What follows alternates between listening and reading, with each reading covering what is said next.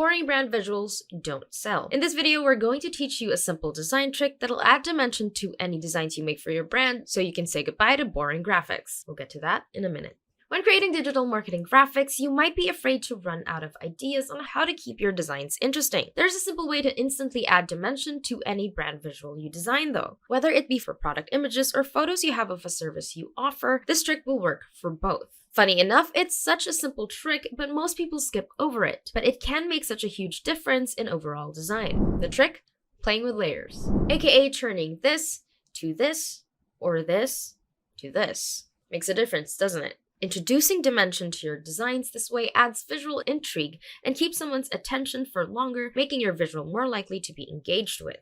And of course, this trick applies to any design software you're using, but if you're using Canva with a pro account, this becomes an even easier process with the background remover tool and the layer tab. So let's say you have a product image uploaded into your design canvas here. Make sure it's selected and go ahead and click the BG remover button here. Once you've color corrected your image, added your text and graphic elements, you can start playing around with layering. To do this, click on the position button over here and then click on the layers tab here. You can arrange layers, then have your graphic elements overlap with one another like so. Just be sure you're not going overboard and covering too much of what's important, but instead just introducing a bit of playfulness in your design. Before we continue, if you want to have professionals handle all aspects of your business's digital marketing for you, including your marketing graphics, click the link in the description to get your free proposal today. Now that you have a design with more dimensions to it, you can save it as a still image. But why stop there? Once you've arranged your layers, you can turn this into a motion graphic by choosing any of the preset animations here. Just be sure to pick one that fits your brand and graphic. For example, if you're making graphics for a law firm, the sketchbook preset might not be the best for you, but something like this fade animation would be the perfect fit.